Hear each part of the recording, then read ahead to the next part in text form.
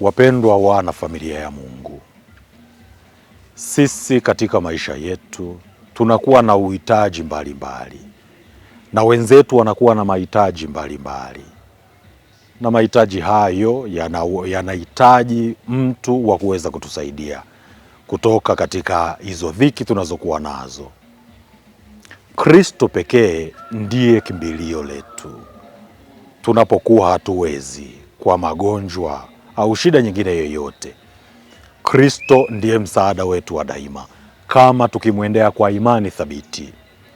Huyu diwani mtoto wake anaumwa na aendi sehemu nyingine yoyote isipokuwa kwa Kristo, akiwa na tumaini kwamba mwanaye atapona.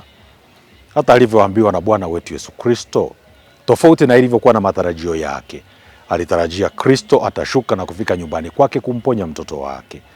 Lakini alipomwambia kwamba aende na mtoto wake yu hai, yule diwani aliamini, amekuwa na imani thabiti. Sisi tunaalikwa pia katika kipindi hiki cha Kwaresma kwa kusali, kufunga, kuomba na kutenda matendo mema kwa watu. Haya yote yaongozwe na imani thabiti kwa Kristo, kwa sababu wale walio wahitaji hawawezi wakapona tu bila msaada wa Kristo. Tuwapeleke kwa Kristo tukiwa na imani kuu kama aliyokuwa nayo huyu diwani, ili Kristo aweze kuwaponya nayo mahangaiko wanayokuwa nayo, mahangaiko sisi tunayokuwa nayo.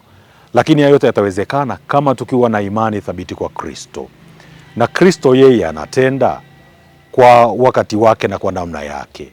Kinachotakiwa kwetu sisi tu ni kimoja, kuwa na imani thabiti kwake, nasi tutaponywa na wengine ambao tunawapeleka kwa Kristo nao watapona.